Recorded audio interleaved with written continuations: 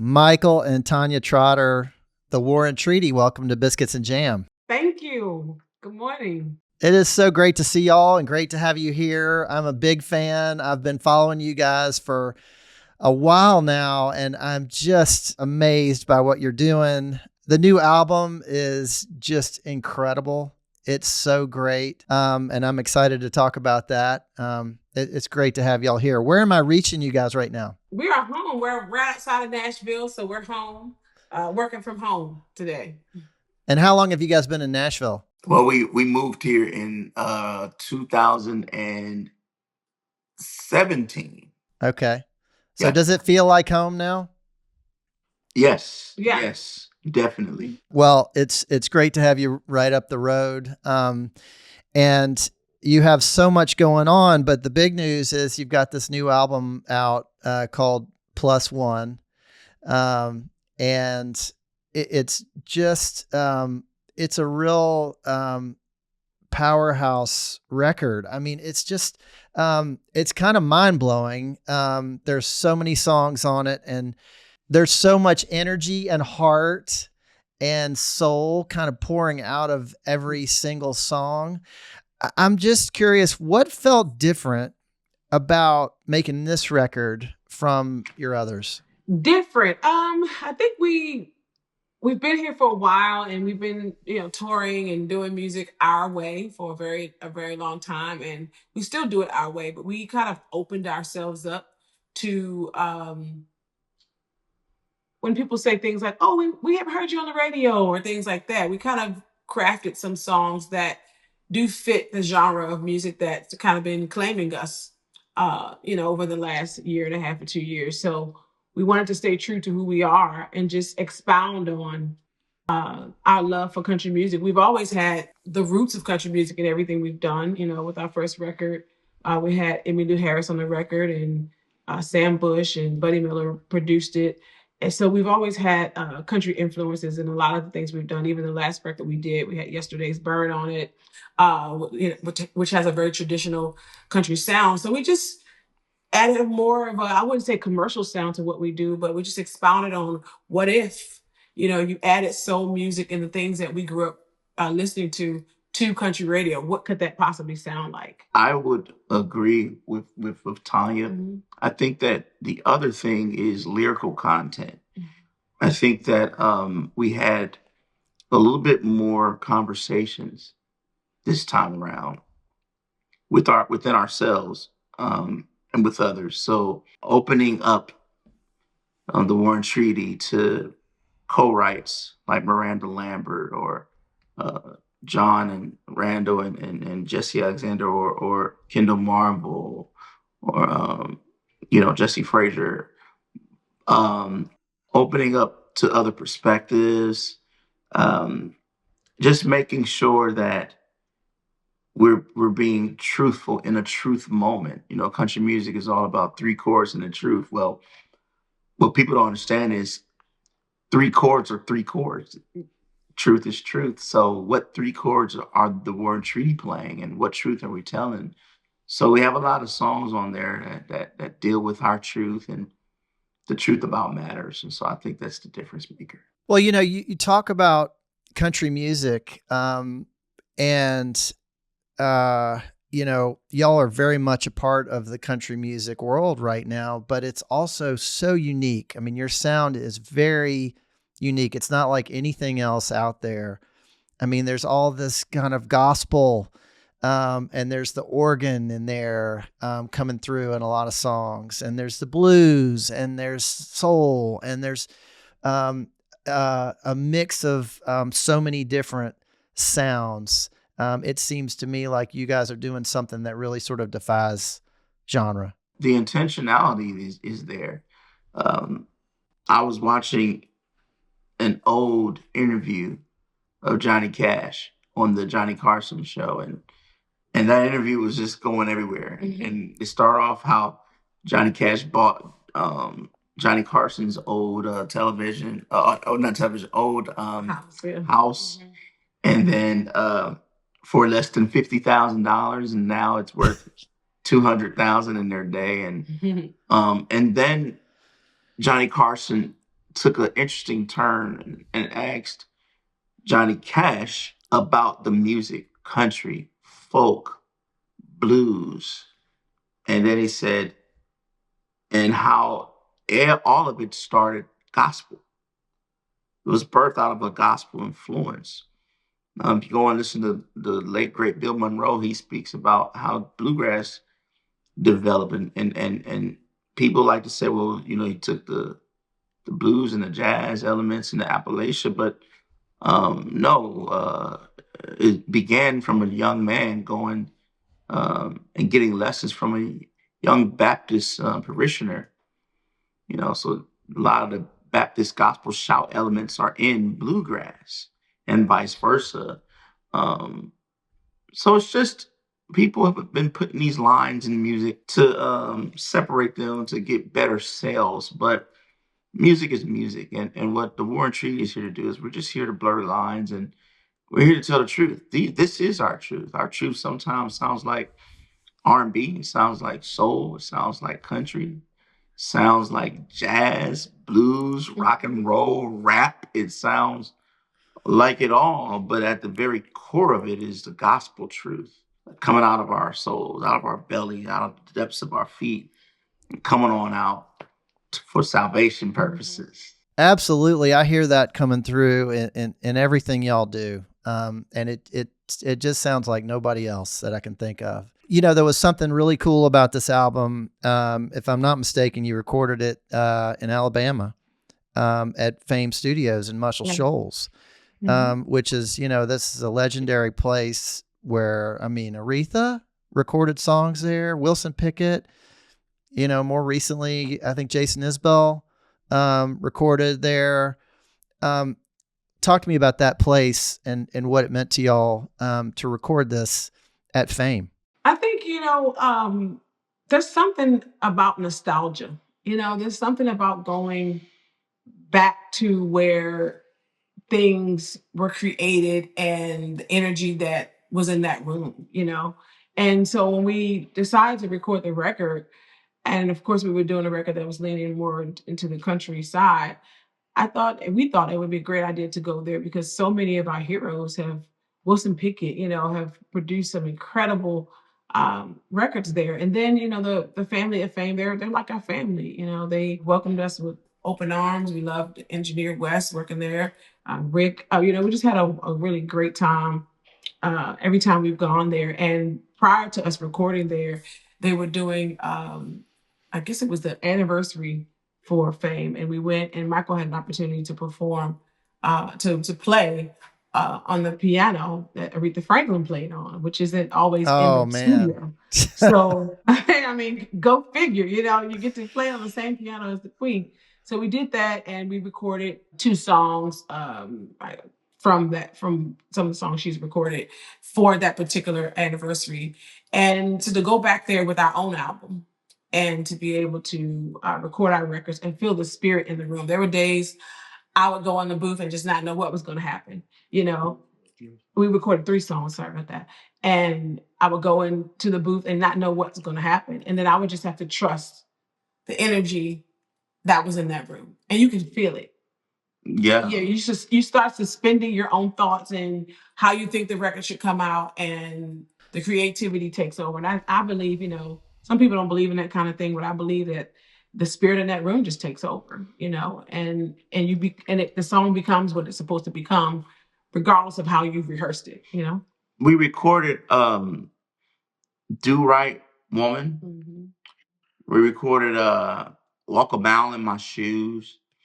And then we recorded Land of a Thousand Dances. Yeah.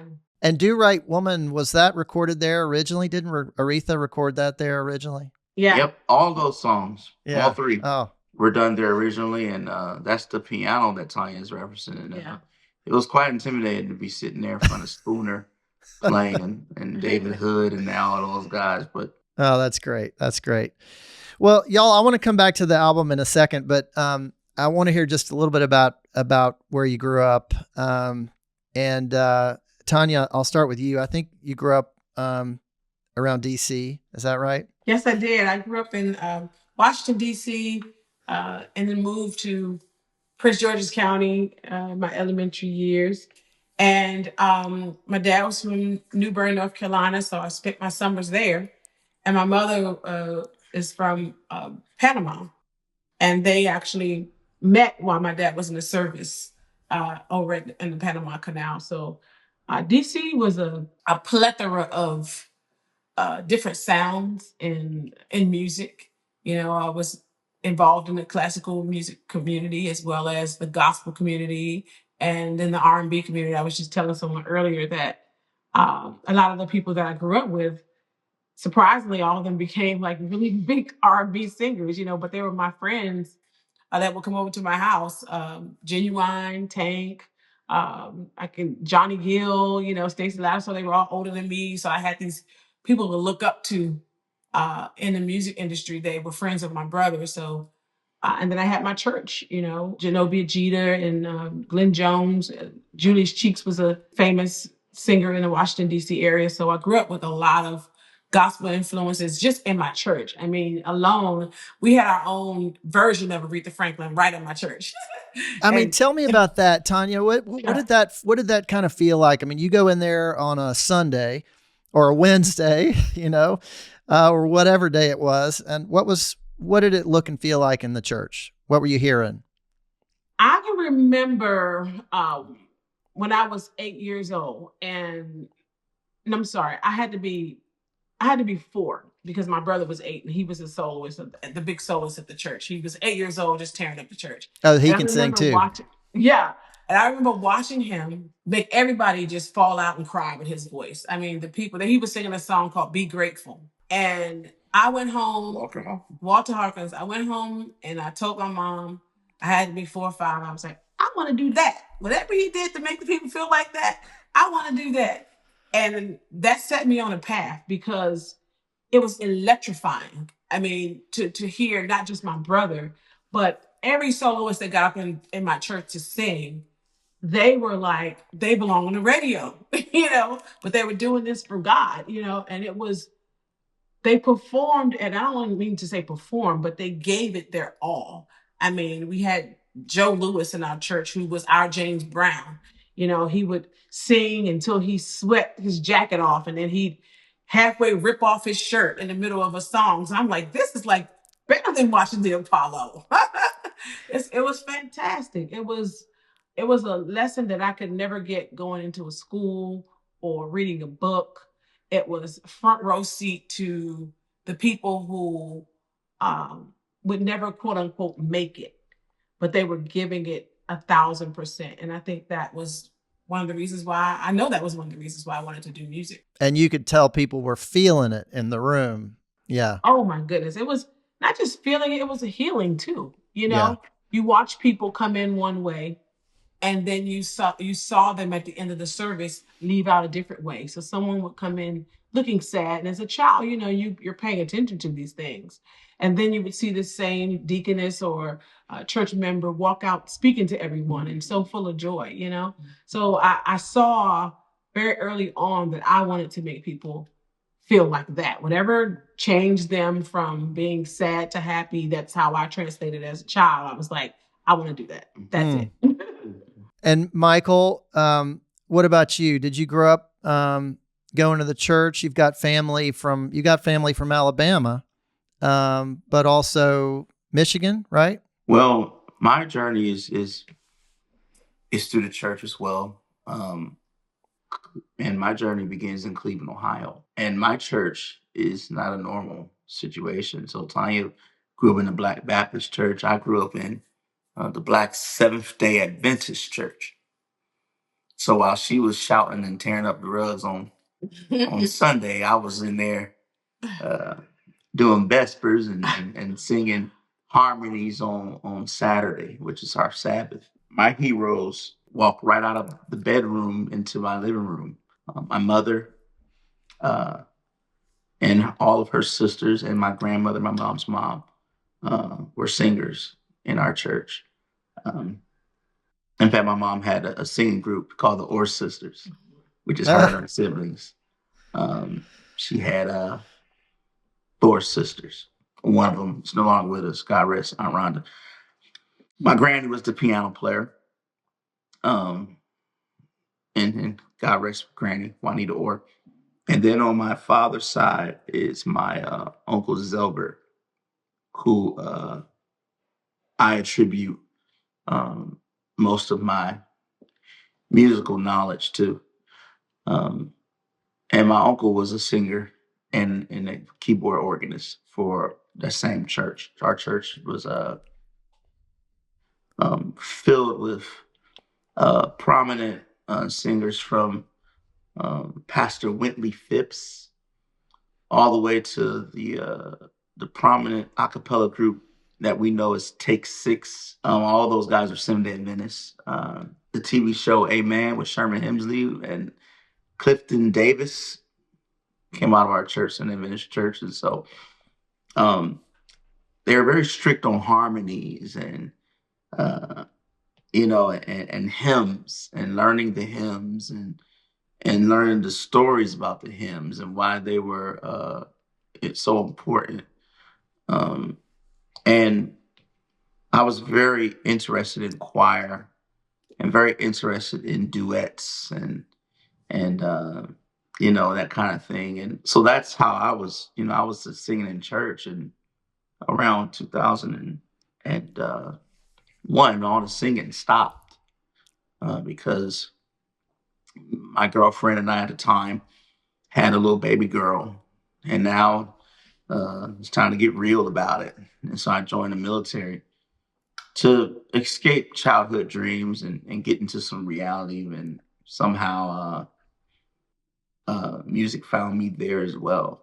What a journey, and both of y'all have just been surrounded by music and musicians in your church and in your family, and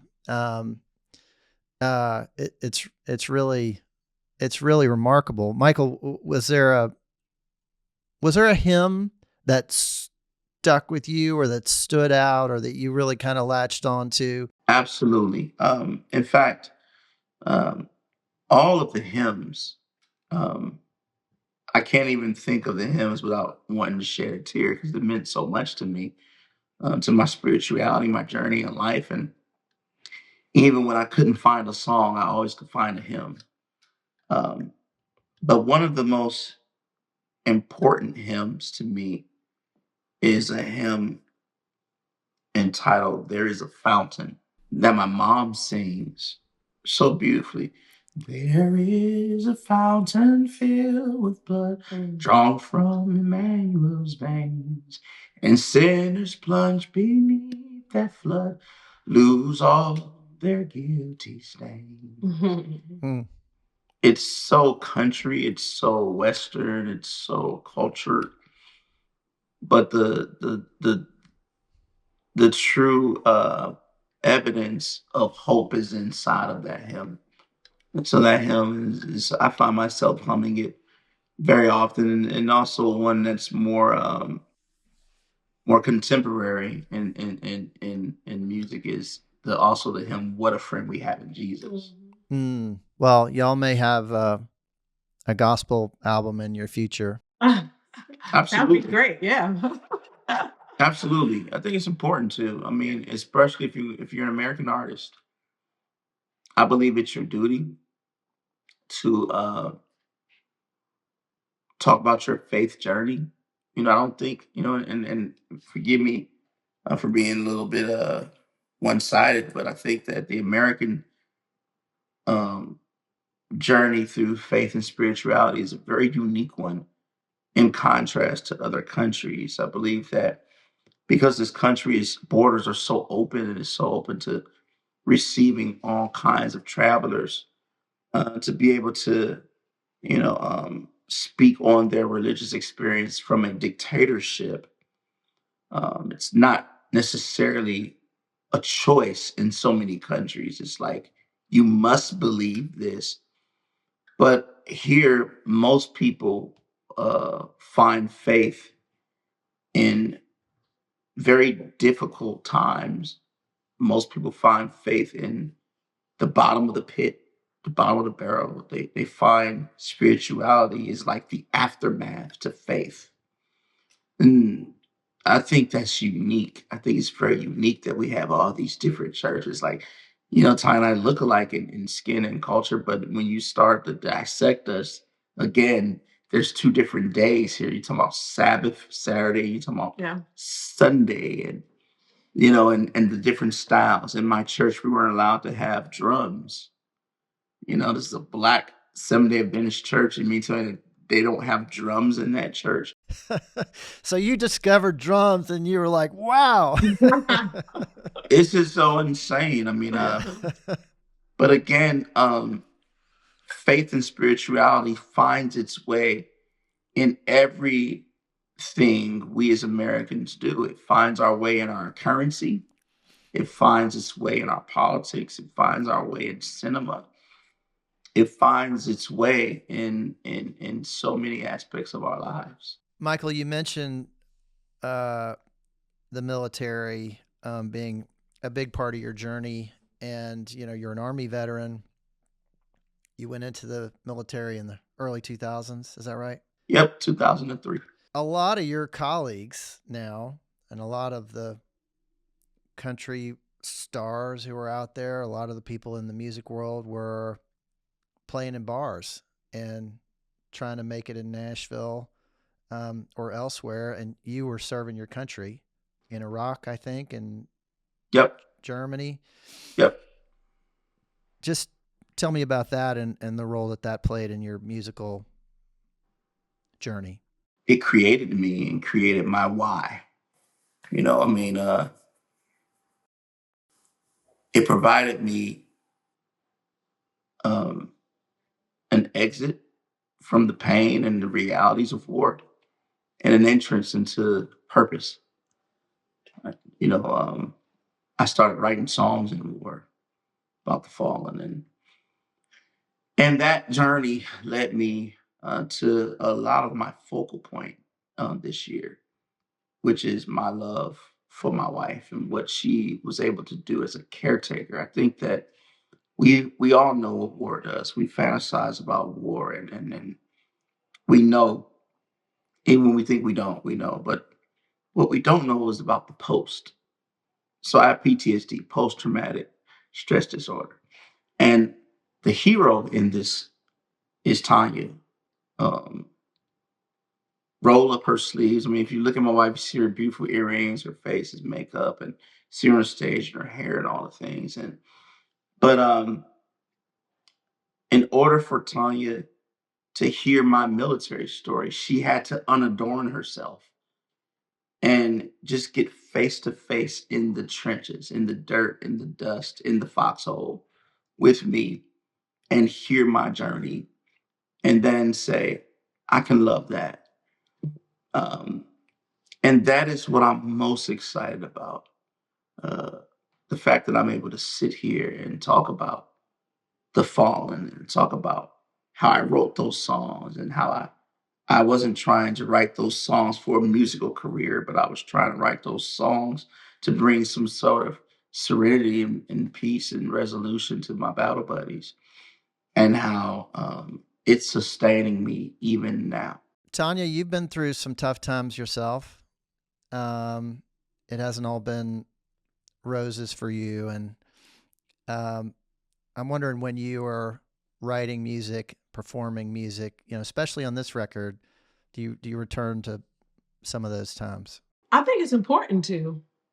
I think one of the things I've had to learn about pain and trauma and all the things that we believe that we're healed from. We're always healing.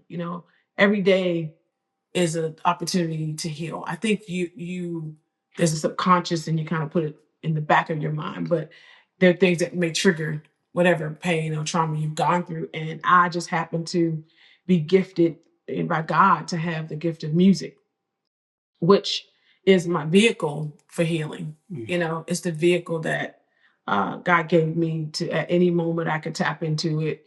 If I can look in the audience and look into someone's eyes, I'm reminded of what I felt like, at that moment going to a show or sitting in the audience and listening to someone give me a piece of themselves so that I could heal.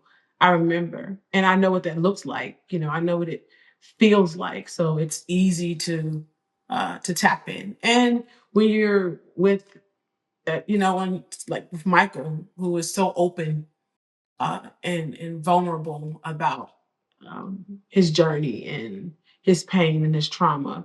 That's not easy. I think people don't give themselves enough credit. And I always say this to Michael, that to be able to stand up there and tell someone your story and to release the level of pain and trauma that you've gone through, because a lot of veterans don't do that. You're saving so many lives, and it can be such a heavy burden if you look at it that way.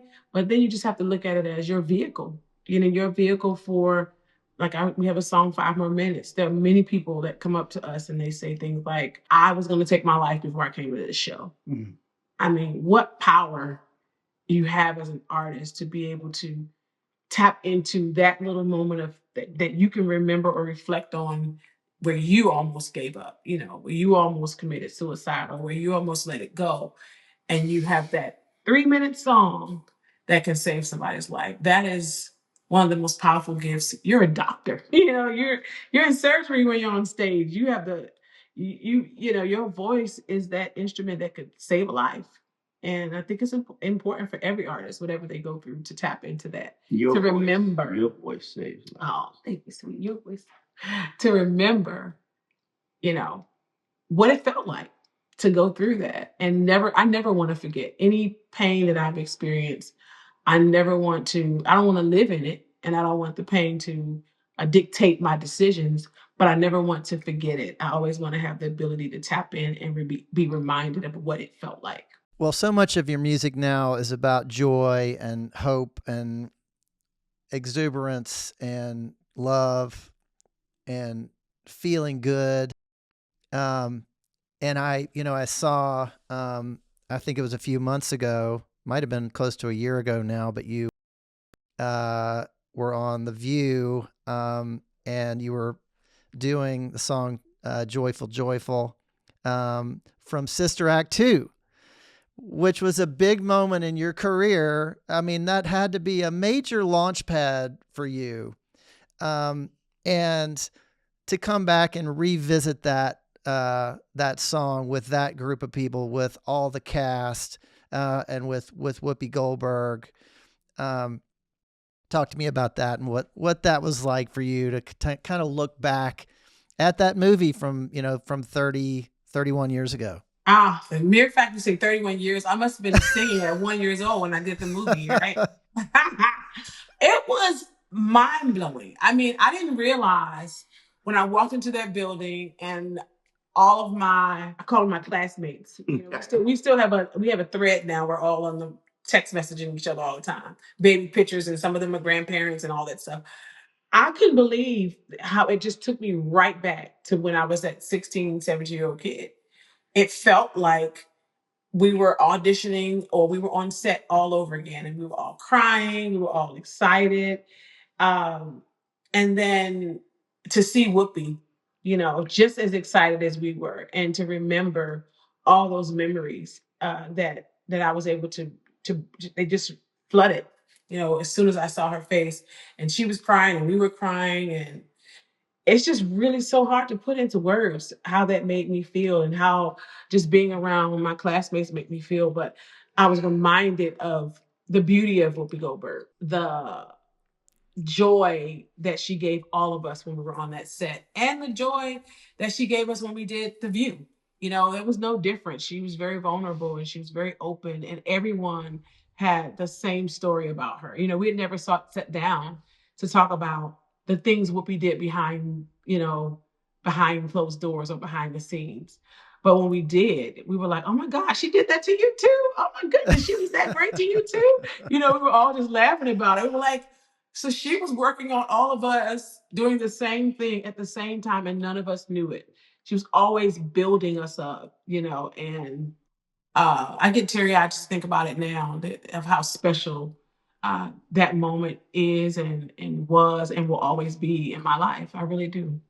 Well, it's a beautiful scene, and to see you, um, just you must have been. Well, we won't talk about how old you were, but pretty young, and with I was with 17. with Lauryn Hill right Yeah. there. I mean, it's a great scene, and that had to be a great moment. Yeah, it was fantastic. And I actually, the night before we did the view, as time would have it, I ended up seeing Lauryn Hill in LA.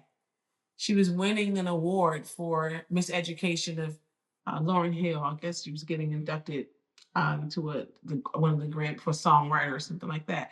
And I saw her. We hadn't seen each other since her tour, because I toured with her when she did Miss Education. So how fitting was it that the night before we did the view, I get a chance to see her. Oh, that's great. So it was like a full circle moment, even though she wasn't on the show. It was a completely full circle moment. That's great. That's Yeah. great. All right, I want to ask y'all a few quick ones, and then I want to talk about a couple songs from the album. But this is kind of a lightning round, okay?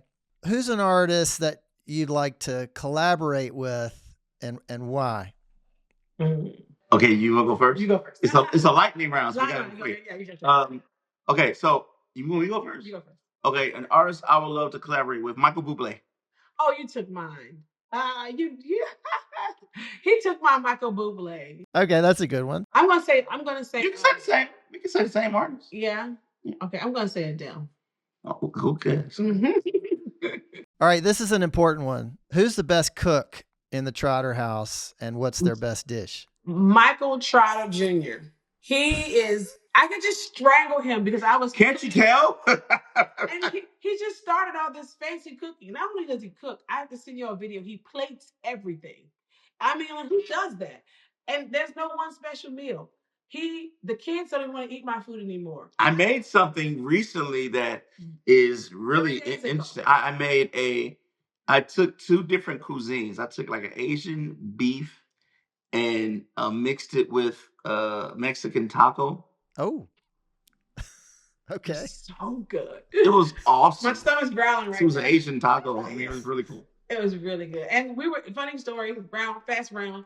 We were married 7 years. Lightning round. I didn't know he could cook. And then one day he shows up and makes this meal. And I'm like, that's enough. Come on. Who does that? Lightning. We're ready.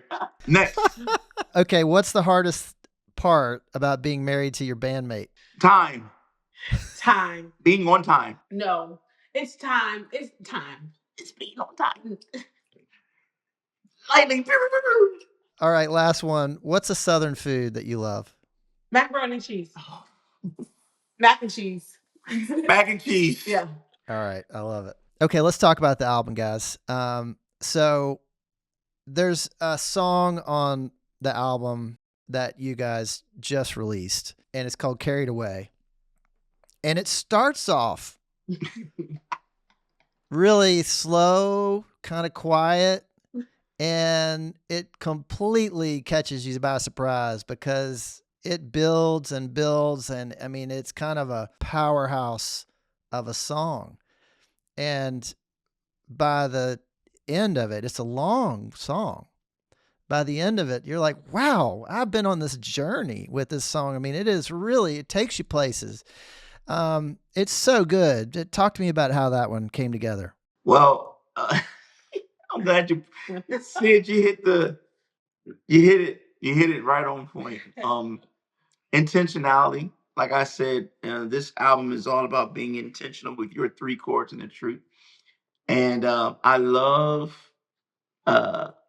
old time country. Tanya loves old time. We love the artists like Patsy Cline, Hank Williams. Just taking some of that Conway Twitty, George Jones, Tammy Wynette. I mean, like the good stuff. Like just the other day, Ty and I were listening to Kenny Rogers and Dottie West because we're going to cover at the symphony their song "Till I Can Make It on My Own." Well, Tammy's song, but they had a version that was so beautiful. But what we wanted to do is we wanted to take a song and show our journey. Just be careful on what you're asking me for. This country waltz 2, 2, 3, 2, 3. And then it stops. and intentionally interjects the now with the sound of R&B. So I might get, and so you can interrupt your regularly scheduled program to enjoy something else, but also for us to show our audience how close it really is. Like the lines of, as Tanya said, the lines of demarcation are not that telling because it makes you feel like, wow, I have been on a journey, but it's not an offensive one. It's an inclusive journey. It's how we all walk together in life. We all could be marching in the same direction, but if you pay attention, there's some originality there with all of us that fits the overall grand scheme of things. So that is what we want to do. We want to intentionally say, listen, what if Conway Twitty and D'Angelo did a song together? Like, this is what it would sound like. Or George Jones, rather. Yeah. And Conway, or what if George Jones and Al Green? Yeah. Yeah, that sounds right. That sounds right. Well, what a song. And it also feels like it's, it's your story. Yeah. It's your story. Getting carried away. Oh yeah. Yeah, she had to learn. Don't talk trash to a fat man. Just because I'm fat doesn't mean that I don't know how to move. Oh, he's loud on his feet. So let me ask y'all about another one. You mentioned Miranda Lambert earlier, and you recorded a song with her called Love Like Whiskey. This is the first song on the album, and a very different song, and it's fun, and it's upbeat, and it makes you feel good, and it sounds like a great collaboration. Like y'all really found a connection there. Talk to me about that one and what it was like working with Miranda. Oh, well, Miranda is incredible. I mean, she's most nominated, country artist. She's a woman. She's a complete, I can say it, badass. I mean, she's incredible. And to be in the studio with her was phenomenal because you see Miranda and she's dressed up and she plays a guitar and she gives an incredible show, but she's an incredible vocal arranger in the studio and writer. And we drank and drank and drank. I was like, if we drink anymore, I don't know if I'm gonna get through this song. She's a great drinker. She's a great drinker too. She's as good of a drinker as she is a songwriter and artist. And I mean, we learn so much, and you don't feel like you're in a room with a giant when you're writing with her. You don't feel like that. She doesn't make you feel that way. She has a way of bringing everything into a space. You still know you're in the room with Miranda, but you know that it's special and everything she's saying and she's doing is intentional. Every lyric that we're writing and we're collaborating on, we're thinking about it. And it was another side of Michael and I. I think people, if they don't come to our show, they don't really hear a song on our album where they feel the fun of who we are, and they get to see the other side of when we do have an argument, what happens and how good Michael can beg. He gives the best. Please let me back in that bed. The couch hurt. The best apologies. No one gives the best apologies better than Michael. He's the king of makeup, the makeup king, I like to call him. Okay, I gotta address this. I'm glad you said this actually because I was reading the liner notes, and there's a line in the liner notes that says, there have been times when we had to buy a more comfortable couch because we knew one of us was going to have to sleep on that couch at least once a week. At one of us, meaning one of my sides. Okay, I can't imagine y'all being in a fight, but yeah, I was just wondering who's the one sleeping on the couch. No. I think I've slept on a couch at least once. Yeah, because I wouldn't get out of bed. So I was like, I'll just get up. We argue very passionately. Yeah, we do. But we argue with emotional intelligence. Yeah.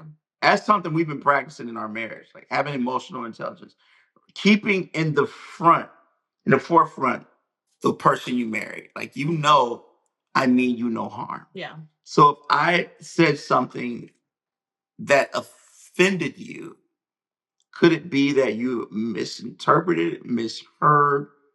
Could it be that it might be something you need clarity on? Mm. So pause, take a breather, deal with your own offense, and then say, you said this, but before I get offended, explain. Yeah. Elaborate on what you mean by that. So now that gives me a chance to go, I'm on thin ice here. Let me consider how I'm presenting my situation to my wife. And since we've been doing that, I've been on the couch a lot less. That's good. That's progress. Well, I think your new album is going to do a lot of good for a lot of marriages out there. So for whatever's that's worth. Thank you. So I just have one more question for y'all. And, you've been living in Nashville for about 7 years. And I don't know if y'all think of yourselves as Southerners or not at this point. You grew up in Cleveland, spent a lot of time in Cleveland, Michael. DC can sometimes feel Southern, sometimes not, Tanya. But I'm wondering, what does it mean to you to be Southern? Yes, it's very interesting because I don't think it matters so much where you grow up versus who you grow up with. My family's from the South. So, I mean, I joke about this a lot, but um, my grandparents in the city had chickens and goats, and it was the weirdest thing. Rooster. I'm like, you're not in the country anymore. You're in the city. But I think what we're talking about when you say Southern, for me, I think of Southern values. I think of Southern comfort. That is something that I will never, ever take for granted. Um, what makes me Southern is I smile at everybody. I speak to everyone, whether they like it or not. When you come in my home, no matter what the degrees is, I want you to feel warm and welcome. Um, when you eat, I want you to be ready to go to sleep because I want to give you that comfort food. Um, I just want you to know that I appreciate you being here. That's Southern to me. Um, it's not fast paced. It's family paced. Um, it's not busy. It's intentional. You know, it's not immaculate and grandiose. It's inviting. You know, that's Southern to me. What a beautiful way to put it.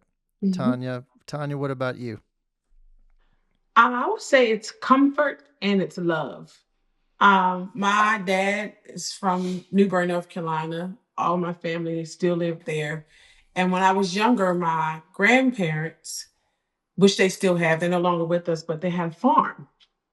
And so every year we would go in the summertime down to the farm to grandma and grandpa's house. And it had to be at least 27, 28 of my cousins. And the whole community was just my cousins. And so we would go down there, and my grandfather they had chickens and cows and every hog pen as soon as you walked out of their house. I had a pet pig, fresh biscuits in the morning, bacon from the cows and pigs and beef and all that other stuff. But one thing I remember about my grandmother loved to bake. And my cousins tell this story as well. We would have to go outside if we wanted an apple pie or if we wanted a blueberry pie. And she would say, okay, that's fine. Go pick you some apples and bring them in here and I'll make you a pie. Or go pick you some blueberries and I'll make you some pie. And all around the property, all around the plantation, because that's what they call it, the blunt plantation.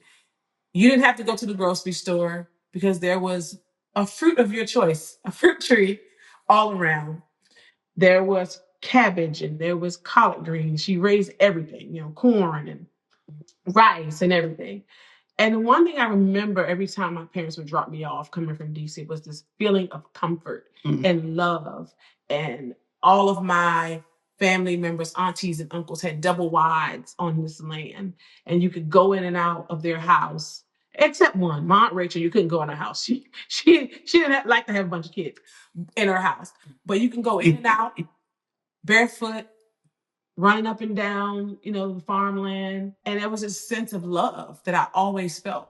I always felt like when I went to grandma and grandpa's house, whatever was happening in the city, I could let my hair down and I could just be a wild little kid getting dirty all day. And just the thought of thinking about my grandparents makes me cry. It makes me just the love that they gave us all. And when you sit down and you talk to your cousins and they all have the same stories about how they made you feel. And so to echo what Michael said, it's about what being a Southerner makes you feel.